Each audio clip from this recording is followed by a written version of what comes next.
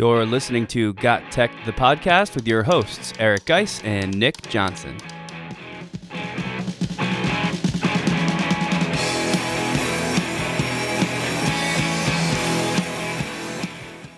Welcome back to GotTechED the Podcast. This is episode 47 called Unconventional Uses for EdTech Tools. In this episode, we'll explore ways that various EdTech tools can be used in unconventional ways. We'll take a look at current events as an unlikely context for promoting critical thinking in your classroom. We'll explain 8 ways to use common EdTech tools in unconventional ways. And finally, we'll close the episode with a special shout-out segment to some people and other online forums that we've learned a lot from over the past several months. Check it out.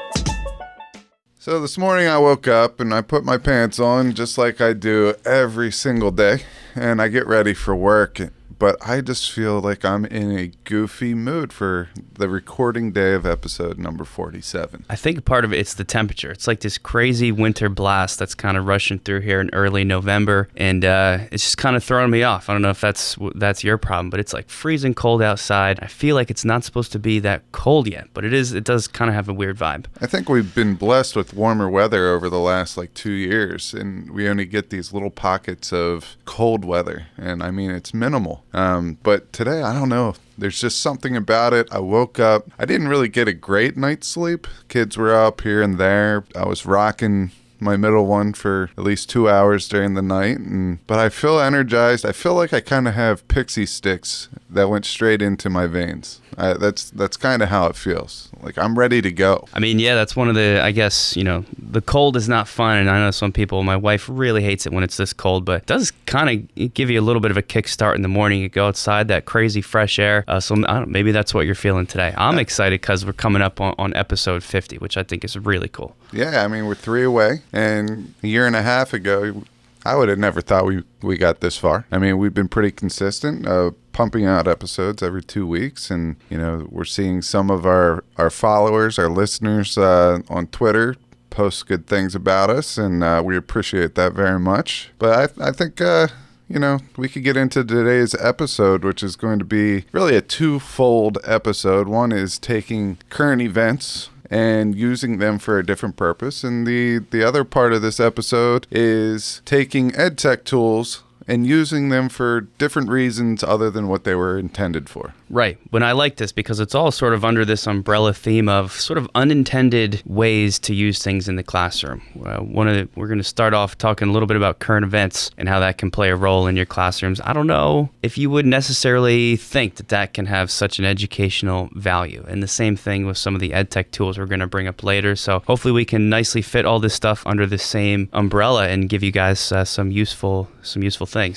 Yeah, and what really brought this up is, Nick and I were talking about current events and news and how he likes to wake up on the weekends, grab a cup of coffee, sit in his, big boy chair and watch the news in the morning. He goes, "Do you get a chance to do that with 3 kids?" I was like, "No, nor would I want to." And he's asking me all these questions like, why wouldn't you want to watch the news? Why don't you want to know what's going on in the world today? And I was like, I kind of don't like to watch the news because it's either really happy stuff, but most of the time it's really sad and, stuff that I don't even care to pay attention to. I mean, it's all this negativity. And in my life is more in the upper middle. Happy most of the time, but most of the time I'm even killed. So that's kind of the way that we got to this episode. Yeah, and you're kind of right. I mean, as much as I like checking in the news, it's just sort of like a relaxing thing, oddly enough, because it is, like you said, super negative. I'm just looking at my phone's suggested news stories right now as we're recording, and which, by the way, I never checked these or even noticed these, but I did because we were talking about it. And of the 4 that are there, 2 of them are dealing with politics and the crazy political environment, impeachment hearings and everything else. One of them is dealing with climate change issues and the accelerated rate that glaciers are melting. The other one's on something that's not necessarily so negative. But 3 out of the 4 pretty depressing stuff. So it does kind of seem sometimes like there's something wrong in the world, but that's not all there is. There's a lot of news out there that is positive, and there's a lot of news out there that is kind of just news. It's just there. And I think that's the pocket that we can stay in for our classrooms. And I think there's some pretty exciting stuff that can be done if you bring these current event articles to your students and kind of show them that the news doesn't have to be this hysterical, dramatized, crazy stuff, because it kind of makes you think that that's all there is out there. And it's just not the case. So when we first initially talked about this, I was like, I'm going to dread this episode. This isn't something that I want to talk about for however many minutes we go. But then I thought about it, and the news of the problems, climate change, there's another bridge going up to cross the Delaware. There's a bridge collapse somewhere. There are all these, they may be negative stories, but they're also opportunities. Okay, there's a lot of crime that goes on, but that is a problem. How can we get our students to take that problem, and they don't need to come up with a foolproof solution, but can we get them to think about what the problem is, why it might be there, and to get them to think outside of the box to make some type of solution, a proposal for a solution. They're not obviously carrying it out. Maybe they will one day, but can we use these negative events, these things in the news that are problematic, switch gears, put it in the classroom, present that to the kids, and have them run with it and be creative? Yeah, I think that's the really cool part about this is we have these news stories that generally address something that is an issue or is a problem, because that's what sells. That's what people are most likely to read. But like you said, guys, that is an opportunity for your kids to engage with that and then come up with solutions to it. And of course, that's it's one of the big things in education right now is having students work through this problem-solving process. You've got critical thinking skills, all types of really complex analysis. Maybe they have to do outside research to learn more about that issue, which is just another great skill for, analyzing and reading current events, is kind of showing that maybe you have to look at other sources as well to really understand that, but really focusing in this idea of, okay, here's the news article, let's read it, let's find a solution. Maybe in small groups, maybe in large groups, but I think there's lots of really interesting ways to do that. And I know for me as a science teacher, the one that jumps out, and I think you have an activity like this, guys, that we've talked about just recently. Take that climate change article, for example, that I brought up at the beginning of the segment. You can read that, but then let's turn that into, as a class project or a class assignment, how can we, what is the actual problem that's being mentioned here? And then let's brainstorm some solutions, maybe do some kind of a little write-up or some kind of a project related to presenting that solution and sort of guide them into things that they can learn about along the way. Maybe it's you want them to learn about weather patterns. Maybe it's habitats. Maybe it's food webs. There's all kinds of things that connect so that learning happens in the context of this article that came out yesterday. So it feels topical and it feels important. I think this is all good stuff. Maybe we should talk a little bit about the resources that teachers can use in the classroom to gain some of these current events or some of these issues that we can be problem solvers about. And one of my favorites is the New York Times. They do an amazing job with what they do. That's why the newspaper is still around and it's not really downsizing. And to talk about that activity with climate change, I did an activity called Can We Save the Polar Bears? But I took a video that came from the New York Times website and I used that as my hook at the beginning. So not only is the New York Times a great print source, they also have some amazing resources online that you could use in your classroom. Yeah, I think this is really neat. If you go to the New York Times website, they actually, and this is for educational purposes, I have a link, we'll have a link in the show notes for one that's specifically for math teachers, just because I was thinking, well, math might be like the not toughest one to find news stories for, but maybe it seems the most disconnected. But even something like math, or you wouldn't think a news story would focus specifically on that, you can go to the New York Times and they have a searchable page where it's actually under the science heading, but within science, there's a mathematics option, and it's a list of all the most recent, so they do it sort of chronologically, the most recent New York Times articles that connect to math in some way. So here's one from October 23rd. It's called Art by the Numbers. Another one where theory meets chalk, dust flies. So even something as obscure as like a math teacher where you wouldn't normally think that it fits in, you can go to a place like this for, reliable current things, and it's obviously a well-respected one as well, so you can kind of have that as a resource. One of my favorites that we've used before on the show for some of the games that Geis and I like to play is called ScienceDaily.com. Science Daily is awesome for current research that's taking place. It's called Science Daily, but there's all kinds of things. There's, your hard sciences like chemistry, but they branch out to math and psychology and all sorts of other stuff that you wouldn't necessarily expect as like a raw science. So that's another one of my favorites. I'll just hop right in and I'll go with another one of my go-tos, and this is studentnewsdaily.com. You go there, it has a political topic, it has some current event topics, it gives you a whole resource section of other reputable websites that provide current events. So that's another one. We all love Newsella, and Newsella will take these articles that are in the news and other topics and make them reading appropriate for your students so you can easily differentiate your articles. They'll still get the same gist or meaning of the article, but it will be to their reading level. So those are two fantastic ones. And going in with the science-y one, the one that I always used was Data Nuggets. It just gives you real-time, real-life data from scientists, and it allows you to manipulate it to come up with a problem and a solution. So.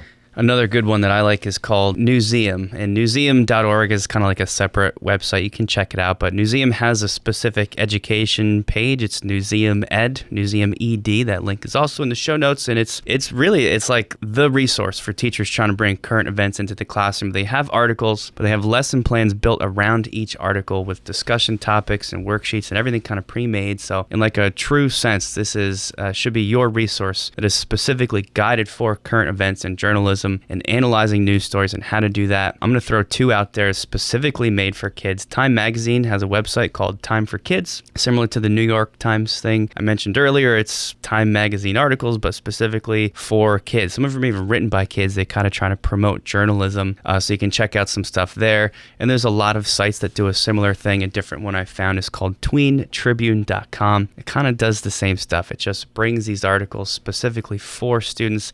These are good if you do teach at the younger grade levels, where maybe going to like a New York Times might be a little bit too advanced, or the vocabulary might be a little out of touch. You can find things grade level specific on a lot of these sites. So that's a pretty good collection of resources there, and hopefully we've got something for everybody to check out, something that everybody can use when bringing current events into your class.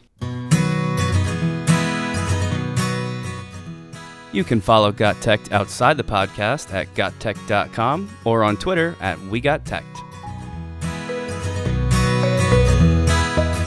All right, so this is the part of the program that is probably my favorite. I love getting into the nitty-gritty with EdTech tools and ways that we can implement them into the classroom. But, we do need to stop and kind of jump back for a second and say that, yeah, this is a podcast about EdTech tools. This is a podcast about EdTech ideas and integration and all that stuff. But Nick and I know this is Nick's feeling on it as well as mine, but if he disagrees, he could hop in.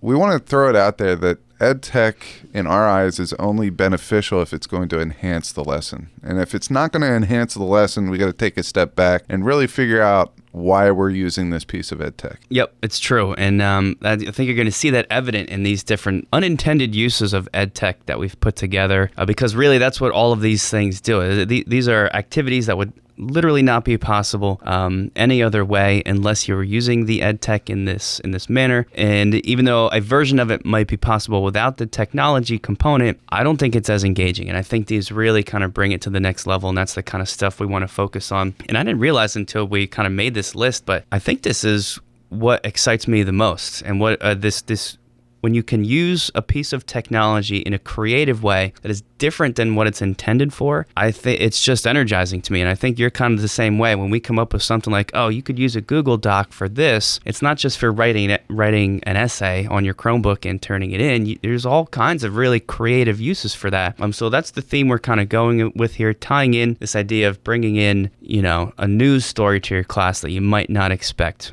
Well, how about a piece of educational technology being used in a way that you might not expect? So this is hopefully as exciting to everybody else as it is to us. And I know you've got one of my favorite ones here, guys. Maybe you can start us off with the use of Flipgrid in a way that is different than just having your students post a video of themselves expressing kind of where they're at or some kind of opinion. Yeah, Flipgrid, I could come up with several, but I think the best one is called a Fliphunt. And Kathi K, I'm going to say K, but I am going to attempt to say her last name. And I met her at one of the PDs over the summer, and she is absolutely fantastic. She's full of energy and full of life, and she's very passionate about Fliphunts. And they are amazing. It's basically a scavenger hunt, but she does it through Flipgrid. And she has several different templates and different ways. And we will put her social media information there. And I'm going to also put a link to her blog as well. So you can go and look at some of her flip hunts. And here's where I'm going to probably butcher her name. And Kathi, I apologize.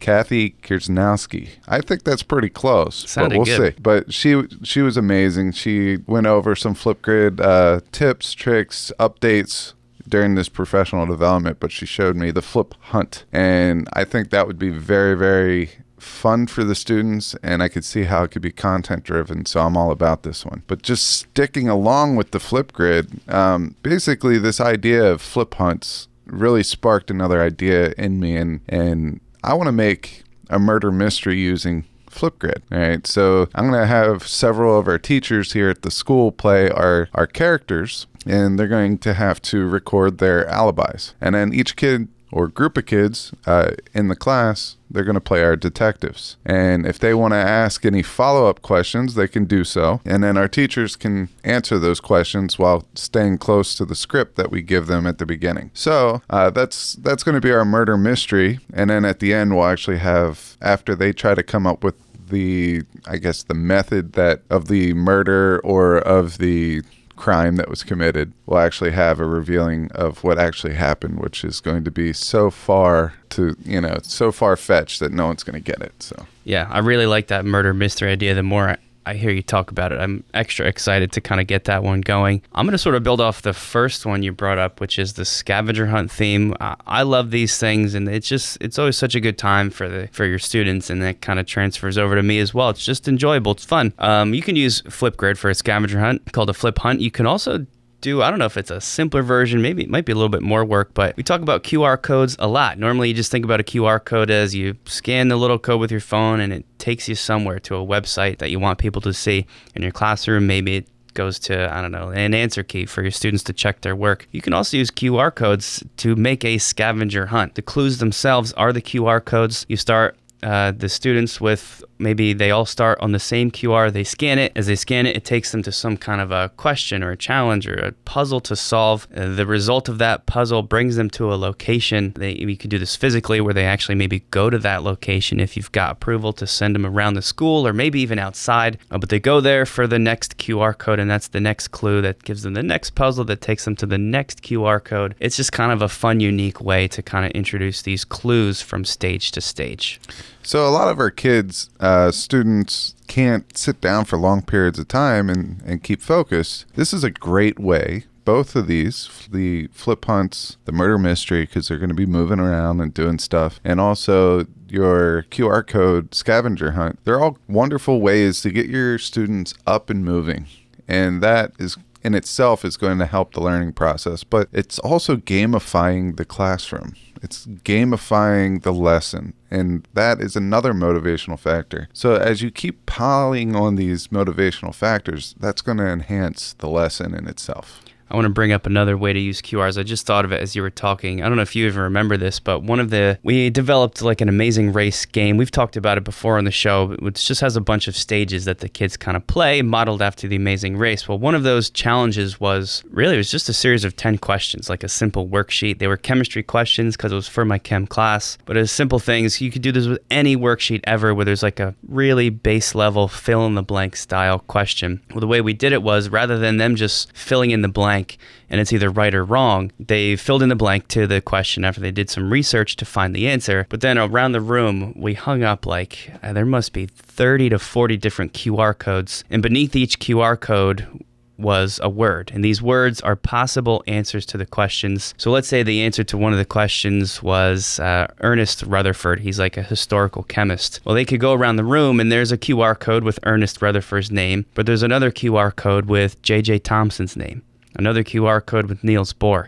So they have multiple options for that particular question, and they have to actually find the answer as Rutherford to scan the proper QR. When they scan the QR code, it just gives them some kind of a word for like a secret message or some clue to the next stage. But if they get it wrong, if they think the answer is Niels Bohr, then they scan the Niels Bohr QR, and it gives them false information. So they might end up in the wrong spot. But the fun part for them, and you just talked getting them up and moving, is these QR codes are all around the room. So they have to really kind of walk around, check each one, read each one. They're not supposed to run, but they get moving quick, and it's just like another fun way you can use QRs to kind of get kids moving and add this gamification element. I just thought of another QR code way of using it. I do a lot of physical escape the rooms. I do digital as well, but physical escape the rooms are my favorite because it's very hands-on. And for one of the history ones, we have a piece of graph paper, and on that piece of graph paper, certain boxes have the number 1 in it and certain boxes have the number 10, and then I put this little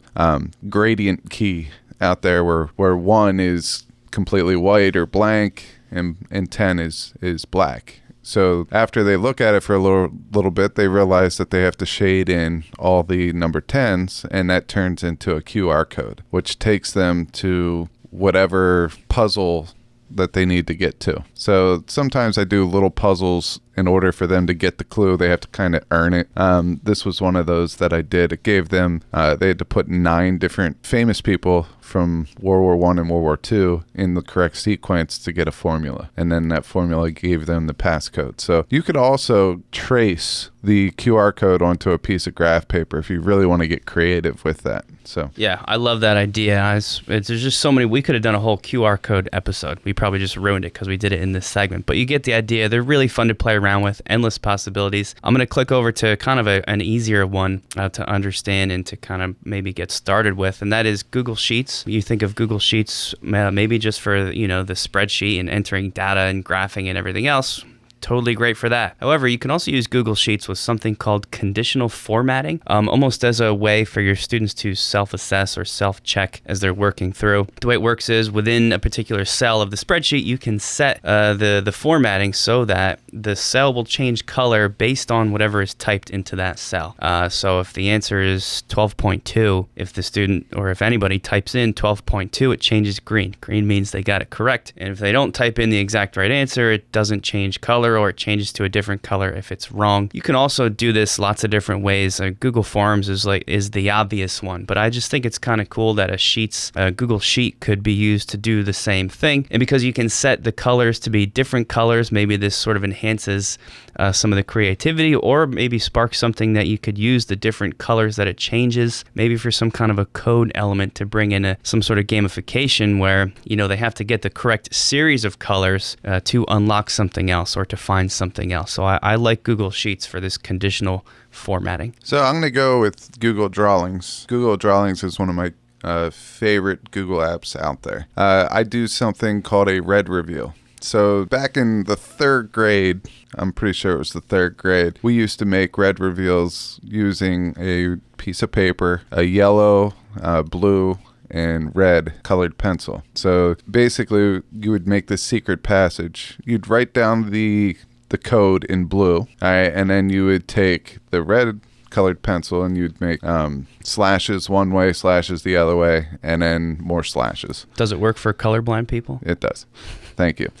And then you also take yellow, you do the same thing, and then you take a piece of red acetate paper. So this is like your red, sometimes you wrap baskets, gift baskets in this, but it's just the red paper, and you stick it over the hidden message, and it will make the message shine through. You'll be able to read it. Well, I did the same thing using Google Drawings, and I'll put the template in there so people could play around with it. It's kind of cool. It's another thing I use for my digital escape the rooms, but I could see it as just like a way to do it now. They have like a little, it takes them a couple seconds to realize what they have to do, but once they do it, they're very excited about it, and then that could give them maybe the URL to a video or a set of discussion questions or something like that. But I really like that one as well. Yeah, it's one of my favorites. One of the best things that I think kind of ties in technology with something that exists in real life as well, but the tech brings it to that next level. I'm going to lump two together in this next one just to kind of finish off my theme of using our Google apps. I already talked about Google Sheets and the conditional formatting. I'm not going to go super into this because we've mentioned it many times before, but Google Docs, not just for typing up that essay or that lab report, with something called HyperDocs. You turn the Google document into this sort of interactive, all-encompassing lesson, really, where there's links, there's areas where the students type in their own responses. You can embed GIFs that move, you can embed videos, and it's just sort of, like I said, this all-encompassing one-stop shop for the lesson itself, maybe the unit itself if you extend it out that far. In the show notes, we'll have a link for one of our favorite HyperDoc resources called the HyperDoc Girls. You can click on them. They have endless templates for HyperDocs that they've already made, and you have free access to. It's really, really awesome. Going along with that, Google theme is Google Slides. I just finished this project with my one of my chem classes using Google Slides to make stop motion videos. Stop motion videos, really complex. There's some apps that do it really well and they're specifically built for that, but you can do a simpler version simply with Google Slides where the students copy paste one slide to the next, but in the consecutive slide that they just copied, whatever image is there, they move it slightly. And then they copy paste again, move that image slightly again, copy paste again, move it again. And as you do that, you build up this gigantic slide deck. They might be, I don't know, one of my kids had one that was like 150 slides long. Each slide is only incrementally different than the last, but when you click through them really fast on presentation mode in stop motion style, it looks like the things are moving. For me, this is a great way for the kids to model like the motion of particles, but you could do this with a bunch of different lessons where you want to have them show some kind of motion or just create a video in a different way. And I think there's even a way where you can edit the URL of the Google Slides so that there's like an automatic playback feature where you don't have to click next through the slides. They just play themselves. And then it's actually like a real video playing. When you go to publish, you can change the end of the URL where it has like 20,000 slides per second or whatever. And you change that number to speed it up or slow it down, whatever you want to do. Just so you know, we had some second and third graders do this a couple weeks ago. They were amazing. They did animations on their favorite recipes. So what they did is they brought in these different pictures and they had a mixing bowl in the middle and they were adding, as they were adding the ingredients, the pictures of the ingredients, which they used shapes from Google Drawings to make like everything, bread, peanut butter, that type of stuff. And then some of the other students went beyond the recipe and started doing other things, but they're in third grade. It took 10 minutes to show them a couple things and then they're off to the races. And I saw one that was 750 slides long. Yep.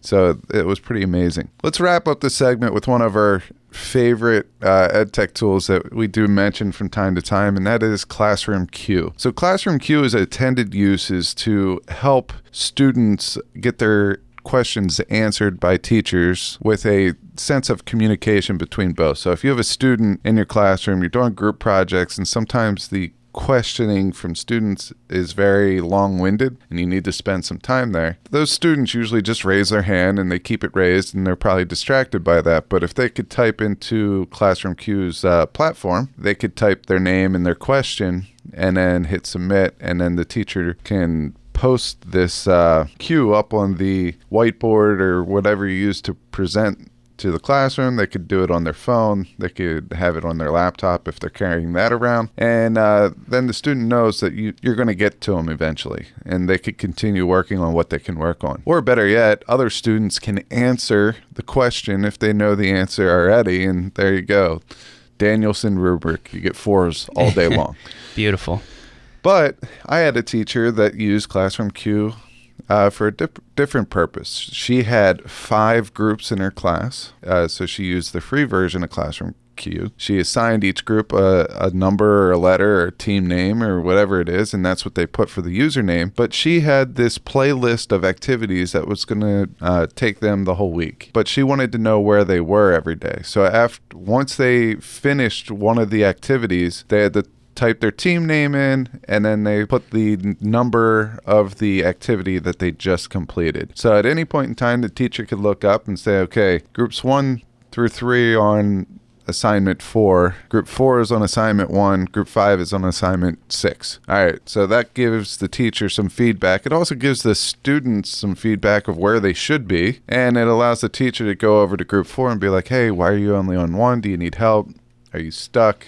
What can we do to get you moving on? And I think that was a wonderful use of ClassroomQ. I love that. So I just also want to encourage everybody, think about some of the things that you use every day for their intended purpose, and maybe just brainstorm a little bit how you might change that and use it for something else. And that ClassroomQ example is one of my favorite ones. I think it's the creativity is extra exciting. So check it out. Give it some thought. Yeah, just to add one more thing. If you get really good at using slides and that's your go-to, all right, if you change that purpose, if you find a different use for it, you're still using all the skills that you're very good at. So a teacher who could get very good at slides can be very technologically sound. Okay, they're in the eyes of their students, in the eyes of the students' parents or guardians. So go find that thing that you really like that could be multifaceted, know it really well, and change it up. I think it's an awesome opportunity for you to stand out amongst your students, amongst their parents, and amongst your colleagues.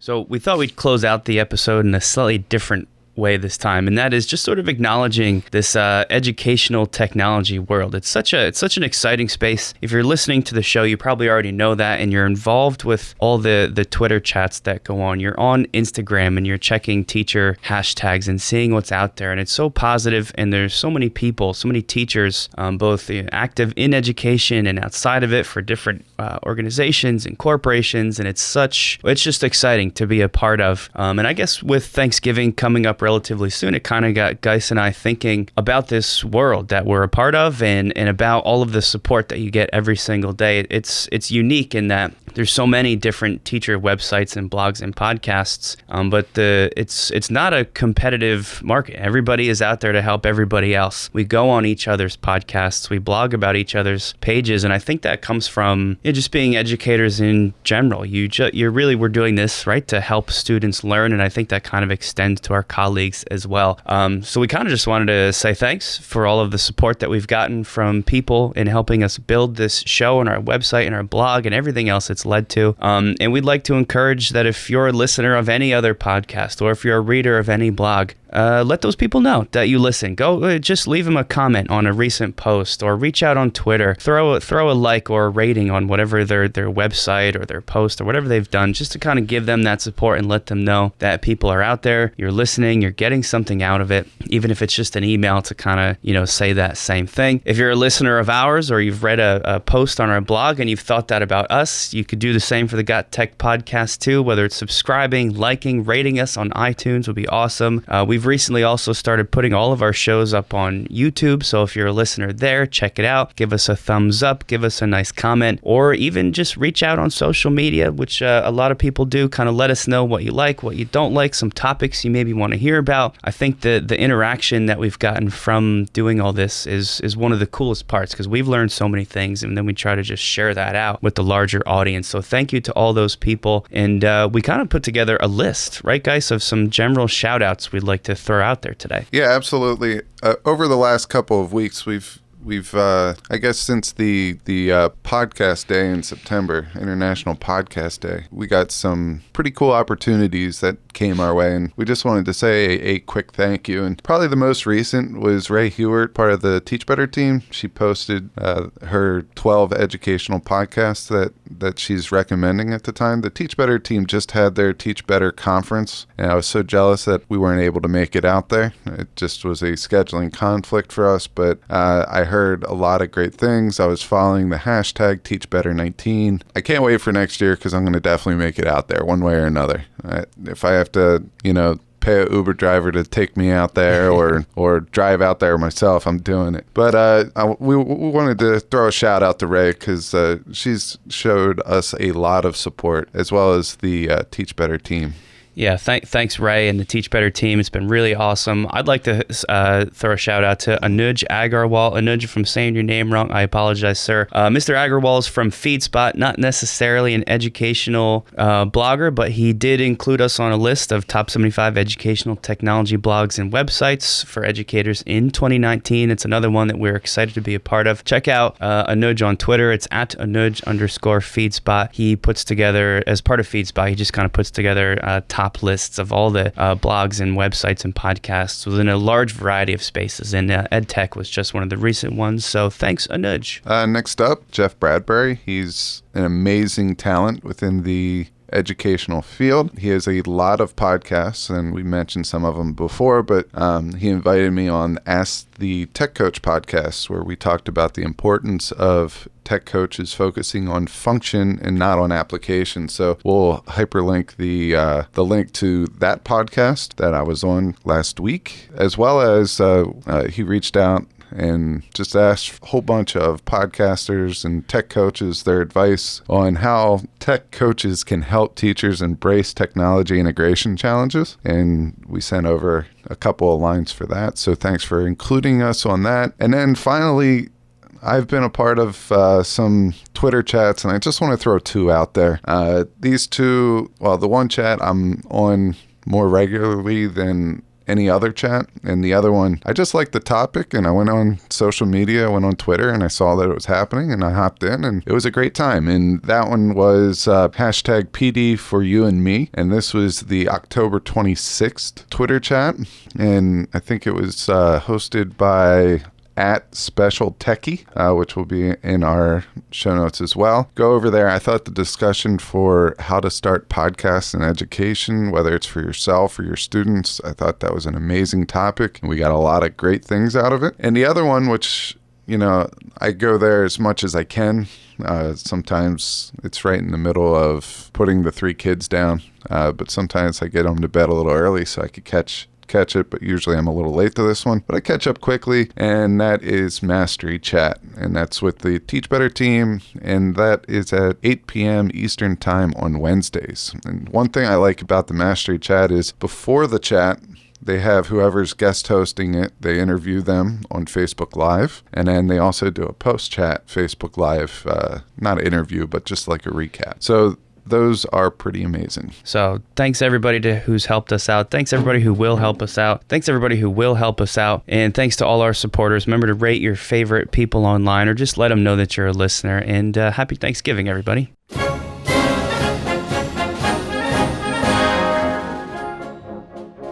Thanks for listening to GotTech the Podcast. Remember to subscribe to our show and follow us at We Got Tech on Twitter so you can stay up to date with the latest episode releases, blog posts, product reviews, and PD announcements. You can also follow Geis and I individually at Geis Got Tech and at Nick Got Tech on Twitter, or on Instagram at Nick Got Tech. Finally, remember to check out our website, GotTechED.com, where we post all our episodes, articles, and resources available to you for free. Until next time.